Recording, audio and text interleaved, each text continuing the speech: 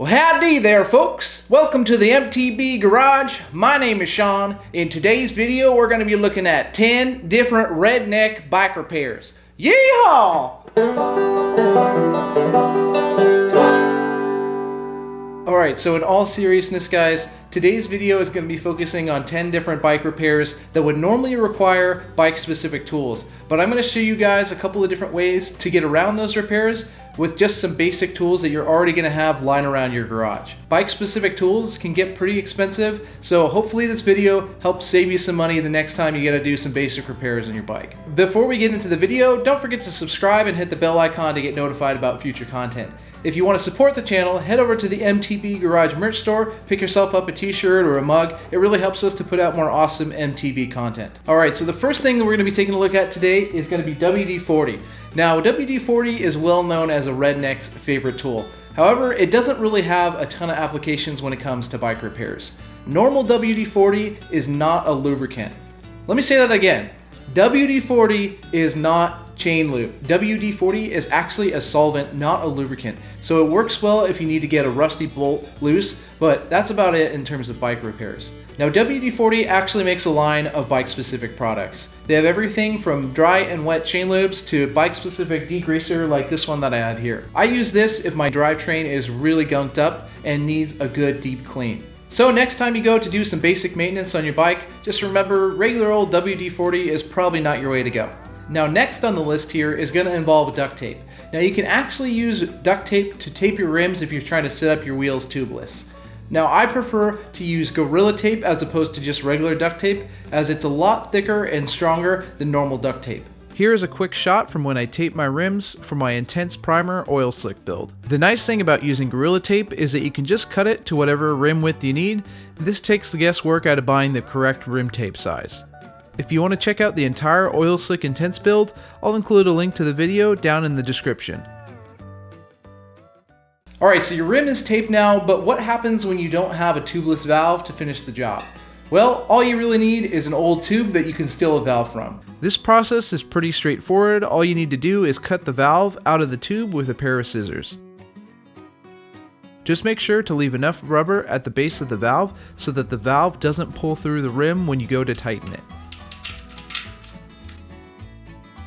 Alright, our next repair is more of a trailside repair. If you've been running tubeless for a long time, then you've probably put a hole in your tubeless tire that was too large for the sealant to fill. If you find yourself in this situation out on the trail, then tubeless plug kits like this one from Lezyne work really well to fill large holes in your tires. Now, if you don't have one of these tubeless plug kits and you don't want to spend the money to buy one, you can use a screwdriver and some rubber bands.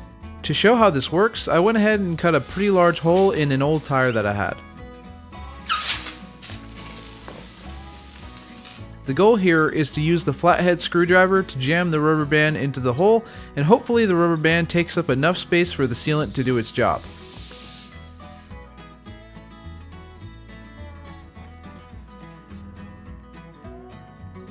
Once it's sealed, just cut the rest of the rubber band and you're good to go.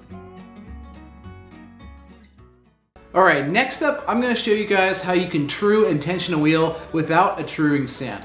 Now, professional level truing stands can get really expensive and most people are not going to have them in their garage. So I'm going to show you guys how you can true a wheel without one, and all you need is a couple of zip ties. To do this, just attach a zip tie to your frame and rotate it so that the end of the zip tie is almost touching your rim. This will allow you to have a point of reference so that you can effectively true the rim. Now, another aspect of wheel truing is also evening out spoke tensions.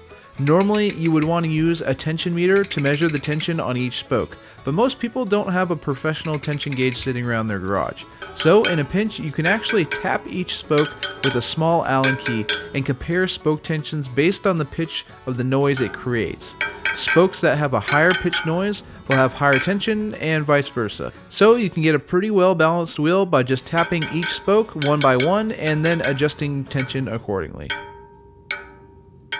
Okay, so next on the list is going to be frame protection. Now, some bikes come stock with frame protection built into areas like the chainstay and down tube. This one, however, did not. So I'm going to show you guys a quick and easy way that you can put some frame protection on your bike without having to go out and buy bike-specific frame protection. Now, what I'm going to be using today is this mastic tape This is actually made by Scotch. You can also get it from 3M, and I picked it up at my local hardware store. Now what it is just really thick electrical tape. I'm going to be putting it on the chainstay and the down tube of my giant Talon here. Now this is going to help quiet down chain noise as well as protect the frame from getting damaged from chain slap. It's also going to protect the down tube from getting damaged if a rock flies up and hits it while you're riding. Make sure to clean the surface that you plan to tape ahead of time.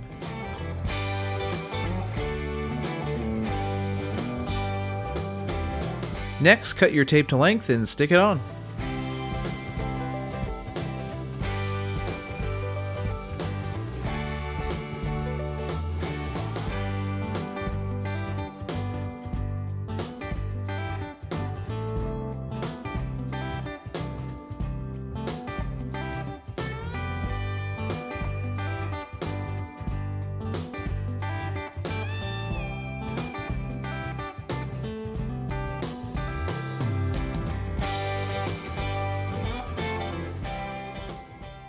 Alright, so the next repair is going to be for those of us running Shimano or Tektro brakes. Now, the nice thing about Shimano and Tektro brakes is that if you're halfway between a bleed but you feel some air in your brake line, you can use this little bleed funnel to do what's called a cup bleed. All this does is purge the air out of the master cylinder here and displace it with brake fluid. This can breathe new life into your brakes and extend the time needed in between brake bleeds. Now, if you don't have one of these bleed funnels, there's actually a really simple way of doing this without one. So as you can see, when I removed the bleed port cap, the fluid level was pretty low. You should be able to see the top of the fluid level underneath the bleed port. So we're going to go ahead, add some fluid, and hopefully get rid of any air. Now I didn't have a ton of air in my master cylinder, but you should see bubbles rise to the top when you pull the lever. Just repeat this process of adding fluid and then pulling the lever until no bubbles rise out. Alright, so our next repair is pretty simple. If you have a master link on your chain and you need to remove it, a set of master link pliers work really well. But these are bike specific tools, and if you don't have one, you can do the same job with a set of needle nose pliers. Now it's not as simple as just grabbing onto the link and squeezing the pliers. There's actually some technique involved, so let me walk you guys through it real quick. So if you look closely at this master link, it unclicks from opposite ends, so you need to allow room for the master link to open up. To do this, you have to squeeze the corners of the master link, and I like to use pliers that have some sort of ridge or teeth on them that helps grab the edges so that the link doesn't just rotate when you go to squeeze it. Okay, so our last two repairs are pretty simple. First, I'll show you how to make a cable connector with a zip tie and a cable ferrule. Now these bike specific cable connector clips work really great, but if you don't have one, here is how to make your own. Just cut the end off of the ferrule so that you have a small tube. Then run the zip tie through and loop it around one of the cables. Next, loop it around the second cable and connect and cut the zip tie. There you have it, a clean cable connector. And last but not least, if you have a frayed cable but you don't have any cable crimps, you can just solder the end to keep it together. Just twist the cable so that it's no longer frayed and then add a small amount of solder to the end of it. The solder is pretty permanent and it will help prevent the cable from fraying again. Well, there you have it, folks. 10 different redneck bike repairs for the next time that you need to fix your bike. Don't forget to subscribe and hit the bell icon to get notified about future content. Thanks for watching, and hey, let's ride again next week.